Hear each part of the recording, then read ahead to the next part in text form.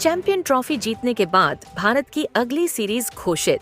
अब इस दिन से शुरू होगा भारत का अगला सीरीज इस टीम के साथ होगा।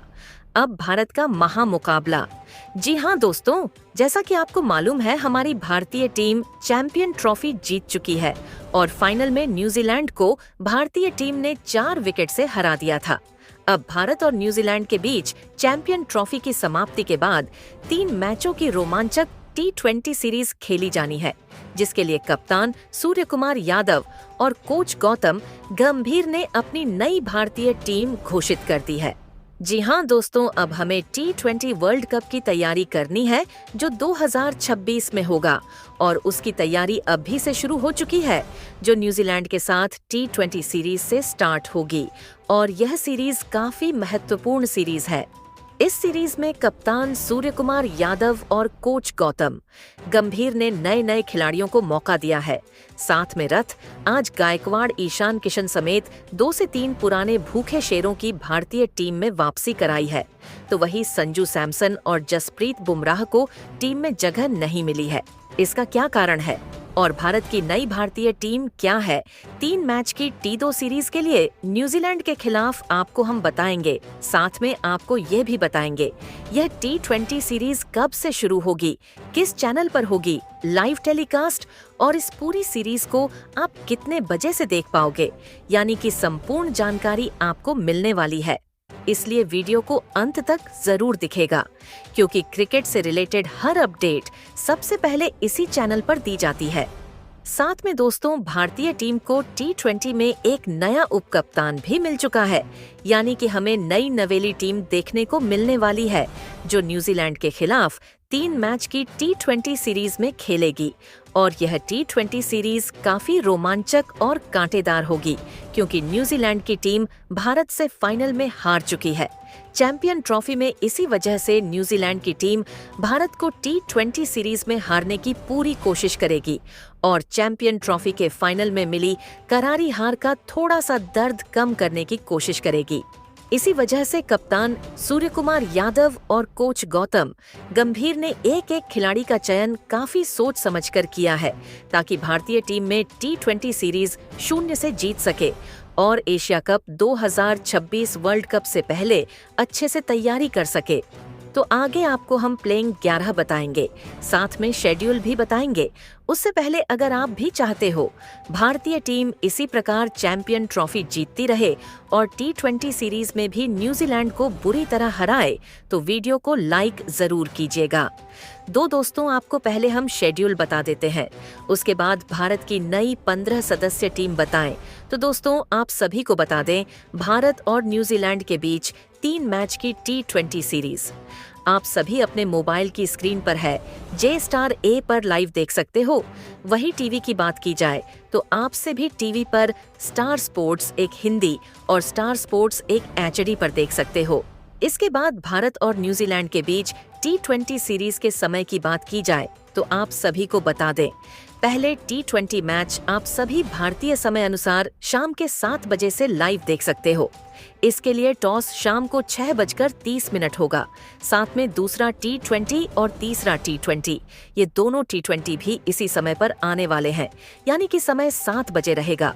इसके बाद आप सभी को बता दें, आप सभी भारत और न्यूजीलैंड के बीच पहले T20 का महामुकाबला भारत के कोलकाता के ईडन गार्डन स्टेडियम पर खेला जाने वाला है। जी हाँ दोस्तों, ये तीनों मैच भारत में होंगे।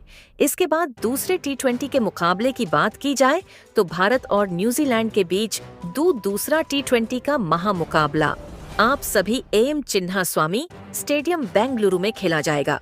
इसके बाद तीसरे और अंतिम T20 की बात की जाए, तीसरा और अंतिम T20 Rajiv Gandhi international stadium Hyderabad में खेला जाएगा।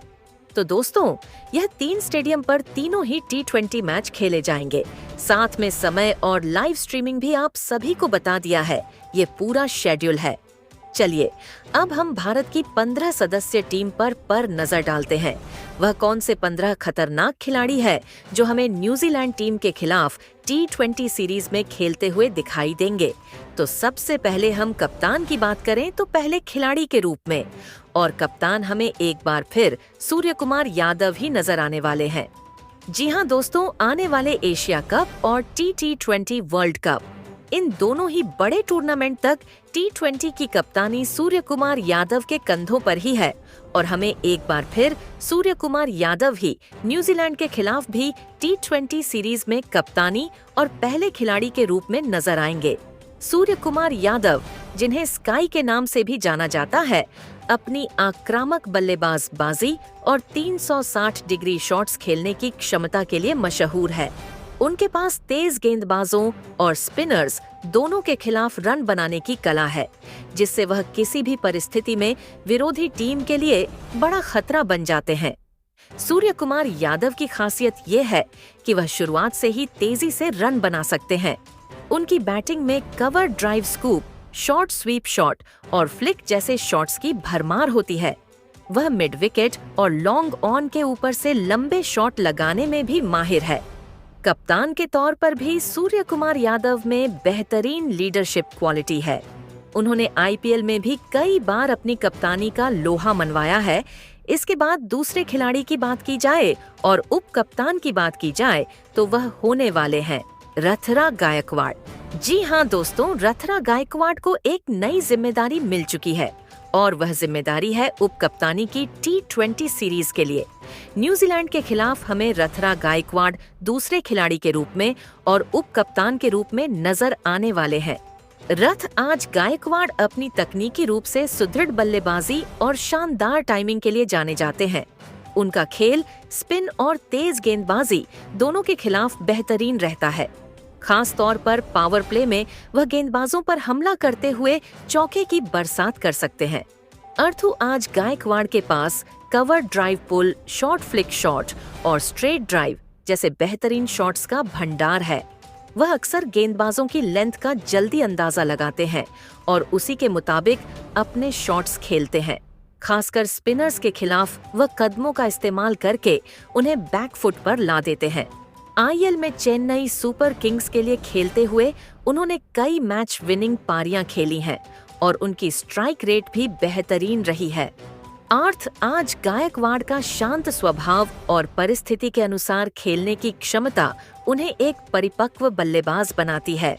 न्यूजीलैंड के खिलाफ इस सीरीज में उनसे एक शानदार ओपनिंग की उम्मीद होगी ताकि भारतीय टीम को एक मजबूत शुरुआत मिल सके। इसके बाद तीसरे खिलाड़ी की बात की जाए तो तीसरे खिलाड़ी के रूप में कप्तान सूर्य कुमार और कोच गंभीर ने एक बार फिर अभिषेक शर्मा को ही न्यूजीलैंड के खिलाफ लाफ T20 सीरीज में शामिल किया है। जी हाँ दोस्तों, अभिषेक शर्मा कितने विस्फोटक और आक्रामक बल्लेबाज हैं, ये आपने देख ही लिया होगा। इससे पिछली सीरीज में अभिषेक शर्मा एक युवा और होनहार बल्लेबाज हैं, जिनके पास आक्रामक और स्थिर दोनों प्रकार की बल्लेबाजी करने की क्षमता है। वह बाएं हाथ के बल्लेबाज होने के साथ साथ एक उपयोगी बाएं हाथ के स्पिन गेंदबाज भी हैं, जो उन्हें एक ऑलराउंडर के रूप में टीम में जगह दिलाते हैं। अभिषेक की सबसे बड़ी खासियत उनकी निडर बल्लेबाजी है। वह शुरुआती गेंदों से ही गेंदबाजों पर दबाव बनाते हैं और पावर प्ले का पूरा फायदा उठाने की कोशिश करते हैं। उनके पास pull shot, cover drive flick और लॉफ्टेड शॉट्स की बेहतरीन रेंज है। जब स्पिन गेंदबाजी आती है तो वह अपने कदमों का अच्छा इस्तेमाल करते हैं और स्पिनर्स को बाहर निकलकर बड़े शॉट्स लगाने में माहिर हैं। गेंदबाजी में भी अभिषेक टीम के लिए अहम भूमिका निभा सकते हैं। धीमी पिच्चों पर उनकी बाएं हाथ की स्पिन गेंदबाजी कारगर साबित हो सकती है।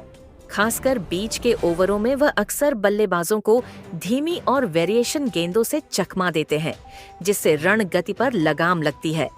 इसके बाद चौथे खिलाड़ी की बात करें तो चौथे खिलाड़ी के रूप में हमें यशस्वी जायसवाल नजर आने वाले हैं। जी हाँ दोस्तों, यशस्वी जायसवाल चैंपियन ट्रॉफी में नहीं थे, लेकिन न्यूजीलैंड के खिलाफ T20 सीरीज में शामिल कर लिया है और उनकी भी वापसी हो रही है। यशस्वी के खेल में आक्रामकता और स्थिरता का अनोखा मिश्रण देखने को मिलता है, जो किसी भी टीम के लिए बेशकीमती साबित हो सकता है। उन्होंने घरेलू क्रिकेट और IPL में अपने प्रदर्शन से खुद को साबित किया है और अब अंतर्राष्ट्रीय स्तर पर भी अपनी छाप छोड़ने के लिए पूरी तरह तैयार है। यशस्वी जायसवाल की सबसे बड़ी खासियत उनका टेक्निकली साउंड बल्लेबाजी करना है। उनके पास cover drive straight, drive cut shot और पुल शॉट जैसे बेहतरीन शॉट्स की विविधता है। वह स्पिनर्स और तेज गेंदबाजों दोनों के खिलाफ सहजता से खेल सकते हैं, जो उन्हें किसी भी स्थिति में उपयोगी बनाता है। वह पावर प्ले के बाद के ओवरों में भी स्कोर को तेज कर सकते हैं और जरूरत पड़ने पर मैच को फिनिश करने की क्षमता रखते हैं। यशस्वी का मैदान पर आत्मविश्वास देखने लायक होता है। वह दबाव में भी शांत रहते हैं और बड़े मुकाबलों में भी बेहतरीन प्रदर्शन कर सकते हैं। उनका स्ट्राइक रेट और मैच को गहराई तक ले जाने की क्षमता उन्हें टीम इंडिया के मध्य क्रम में मजबूती प्रदान करती है। इसके बाद पांचवें खिलाड़ी और पहले विकेट कीपर की बात करें तो वह ईशान किशन होने वाले हैं। जहां दोस्तों, ईशान किशन की भी T20 सीरीज में न्यूजीलैंड के खिलाफ भारतीय टीम में वापसी हो रही है। ईशान किशन का खेल हमेशा आक्रामकता से भरा होता है और वह किसी भी गेंदबाजी आक्रमण को तहस नहस करने की क्षमता रखते हैं। वह अपने ताबड़तोड़ शॉट्स और बेखौफ अंदाज के लिए जाने जाते हैं। उनकी बल्लेबाजी का अंदाज खास तौर पर स्पिनर्स के खिलाफ बेहद प्रभावी होता है, जहां वह स्वीप शॉट, रिवर्स स्वीप और लॉन्ग ऑन के ऊपर मारने में माहिर हैं। ईशान किशन की सबसे बड़ी ताकत उनका स्ट्राइक रेट है। वह पहली ही गेंद से गेंदबाजों पर हावी होने की कोशिश करते हैं और अक्सर टीम को तेज शुरुआत दिलाते हैं। भले ही वह मिडिल ऑर्डर में खेले, लेकिन वह गेम को फिनिश करने का मादा रखते हैं। IPL और अंतर्राष्ट्रीय क्रिकेट में उन्होंने कई बार खुद को साबित किया है, खासकर तब जब टीम को तेज रन बनाने की जरूरत हो। इसके अलावा ईशान किशन एक शानदार विकेट कीपर भी हैं। उनकी विकेट के पीछे की फुर्ती, तेज स्टंपिंग और कैच पकड़ने की क्षमता उन्हें एक परफेक्ट पैकेज बनाती है। वह गेंदबाजों का आत्मविश्वास बढ़ाते हैं और स्पिनर्स के लिए तो वह विकेट के पीछे एक बड़ा हथियार साबित होते हैं। इसके बाद छठे खिलाड़ी की बात करें तो छठे खिलाड़ी के रूप में न्यूजीलैंड के खिलाफ T20 सीरीज में हमें तिलक वर्मा दिखाई देंगे। तिलक वर्मा ने अपने दमदार प्रदर्शन से घरेलू क्रिकेट और IPL में सबको प्रभावित किया है। वह मिडिल ऑन ऑर्डर में एक स्थिरता प्रदान करते हैं और दबाव की स्थिति में बेहतरीन बल्लेबाजी करने की क्षमता रखते हैं। तिलक वर्मा की बल्लेबाजी का अंदाज तकनीकी रूप से मजबूत और आक्रामक है। वह कवर ड्राइव, स्ट्रेट ड्राइव और पुल शॉट जैसे क्लासिकल शॉट के साथ साथ आधुनिक शॉट्स में भी माहिर है। उनकी सबसे बड़ी ताकत यह है कि वह स्पिन और पेस दोनों के खिलाफ समान रूप से अच्छा प्रदर्शन करते हैं। वह स्पिनर्स के खिलाफ स्वीप और रिवर्स स्वीप जैसे शॉट्स खेलते हैं, जबकि तेज गेंदबाजों के खिलाफ कट और पुल शॉट्स में निपुण है। इसके बाद नंबर 7वें खिलाड़ी की बात की जाए तो नंबर 7 में खिलाड़ी के रूप में दूसरे विकेट कीपर बल्लेबाज रश्म पंत नजर आने वाले हैं, क्योंकि संजू सैमसन चोट के चलते T20 सीरीज का हिस्सा नहीं है। रश्म पंत ऐसे खिलाड़ी हैं जो कभी भी मैच का रुख बदल सकते हैं। उनकी सबसे बड़ी ताकत उनका निडर और आक्रामक खेल है, जिससे वह किसी भी परिस्थिति में बड़े शॉट्स लगाने में सक्षम है। और शब पंत का बैटिंग स्टाइल काफी एंटरटेनिंग और एक्सप्लोसिव है। वह कवर ड्राइव, रिवर्स स्वीप और खासकर वन हैंडेड के लिए मशहूर हैं। उनकी विकेट कीपिंग स्किल्स भी बेहतरीन है। खास तौर पर स्पिनर्स के खिलाफ उनकी स्टंपिंग और कैचिंग क्षमता कमाल की है। T20 फॉर्मेट में पंत एक फिनिशर की भूमिका बखूबी निभाते हैं। वह डेथ ओवर्स में तेज गति से रन बनाने में माहिर है और उनके पास बड़े शॉट्स का पूरा पैकेज है। इसके बाद 8वें खिलाड़ी की बात की जाए तो 8वें खिलाड़ी के रूप में T20 सीरीज के लिए अक्षर पटेल को भारतीय टीम में शामिल किया गया है। अक्षर पटेल का टीम में होना भारतीय टीम को बैलेंस देता है, क्योंकि वह गेंद और बल्ले दोनों से शानदार प्रदर्शन करने में सक्षम है। उनकी लेफ्ट आर्म स्पिन गेंदबाजी खास तौर पर T20 फॉर्मेट में बहुत कारगर साबित होती है। अक्षर पटेल की गेंदबाजी की सबसे बड़ी खूबी उनकी सटीक लाइन और लेंथ है। वह बिना ज्यादा स्पिन कराए भी बल्लेबाजों को फ्लाइट और वेरिएशन से चकमा देने में माहिर है। T20 मैचों में अक्षर पटेल की इकोनॉमी रेट काफी अच्छी रहती है, जिससे वह मिडिल ओवर्स में रन रोकने के साथ साथ विकेट चटकाने का काम भी करते हैं। उसके बाद नंबर 9 खिलाड़ी की बात की जाए तो नंबर 9 पर हमें हार्दिक पांड्या ही T20 सीरीज का हिस्सा बनते हुए नजर आ रहे हैं। हार्दिक पांड्या का T20 फॉर्मेट में भारतीय टीम के लिए एक महत्वपूर्ण रोल होता है, क्योंकि वह एक बेहतरीन फिनिशर के साथ साथ एक उपयोगी तेज गेंदबाज भी हैं। उनकी बैटिंग में वह आक्रामकता है जिससे वह आखिरी ओवरों में तेजी से रन बटोर सकते हैं और बड़े बड़े शॉट्स लगाने में भी माहिर हैं। गेंदबाजी में हार्दिक पांड्या की सबसे बड़ी खासियत उनकी यॉर्कर और स्लोअर बॉल है। डेथ ओवर्स में वह अपनी वेरिएशन से बल्लेबाजों को बांध कर रखते हैं और रन गति पर अंकुश लगाने में सफल रहते हैं। हार्दिक की गेंदबाजी में वह विविधता है जो T20 क्रिकेट में बेहद जरूरी होती है, खास तौर पर जब विरोधी टीम के बल्लेबाज तेज रन बना रहे हो। इसके बाद 10वें खिलाड़ी की बात की जाए तो 10वें खिलाड़ी के रूप में मैं नीतीश कुमार रेड्डी नजर आने वाले हैं T20 सीरीज के लिए। न्यूजीलैंड की टीम के खिलाफ नीतीश कुमार रेड्डी एक युवा और होनहार ऑलराउंडर हैं, जिनकी खासियत उनकी गेंदबाजी के साथ साथ बेहतरीन बल्लेबाजी में भी नजर आती है।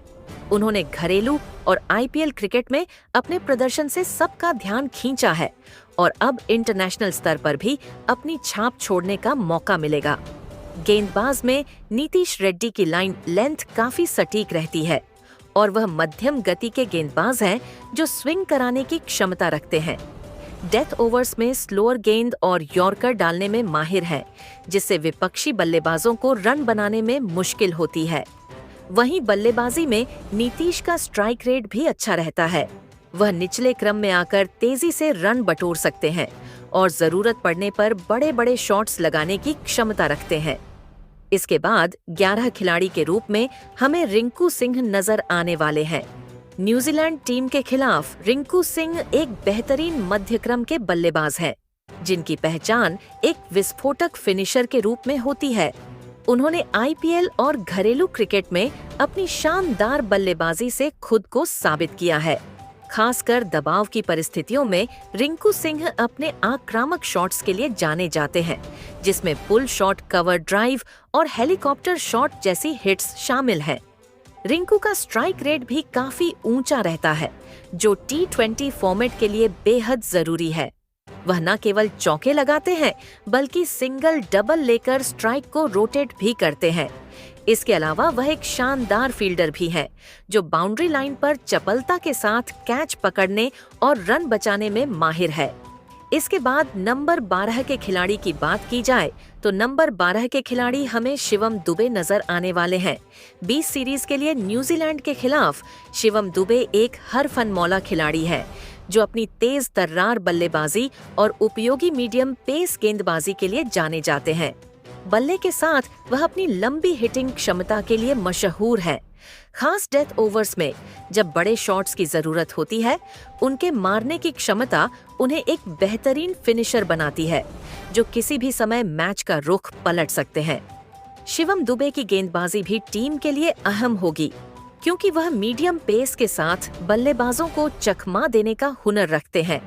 उनका लाइन और लेंथ पर नियंत्रण और विविधता के साथ स्लोअर डिलीवरी उन्हें एक उपयोगी गेंदबाज का विकल्प बना आती है। वह बीच के ओवर्स में गेंदबाजी कर सकते हैं और जरूरत पड़ने पर ब्रेक थ्रू भी दिला सकते हैं। इसके बाद 13वें खिलाड़ी की बात करें तो 13वें नंबर के ये खिलाड़ी हमें हर्षित राणा नजर आने वाले हैं। T20 सीरीज के लिए हर्षित राणा एक युवा और प्रतिभाशाली तेज गेंदबाज हैं, जिन्होंने अपनी गति, स्विंग और लाइन लेंथ पर बेहतरीन नियंत्रण के दम पर क्रिकेट विशेषज्ञों का ध्यान खींचा है। उनकी गेंदबाजी में गति के साथ विविधता भी है, जिससे वह बल्लेबाजों को चकमा देने में माहिर है। खासकर पावर प्ले में नई गेंद से स्विंग कराना और डेथ ओवर्स में सटीक यॉर्क डालना उनकी खासियत है। हर्षित राणा न सिर्फ गेंद से बल्कि बल्ले से भी उपयोगी योगदान दे सकते हैं। उनकी ऑलराउंड क्षमता टीम के लिए एक बड़ी ताकत साबित हो सकती है, खासकर जब जरूरत हो। आखिरी ओवरों में ताबड़तोड़ रन बनाने की गेंदबाजी में उनकी आक्रामकता और आत्मविश्वास उन्हें दबाव की परिस्थितियों में भी कारगर बनाते हैं। इसके बाद नंबर 14 के खिलाड़ी की बात करें तो नंबर 14 के खिलाड़ी के रूप में हमें अर्शदीप सिंह नजर आने वाले हैं।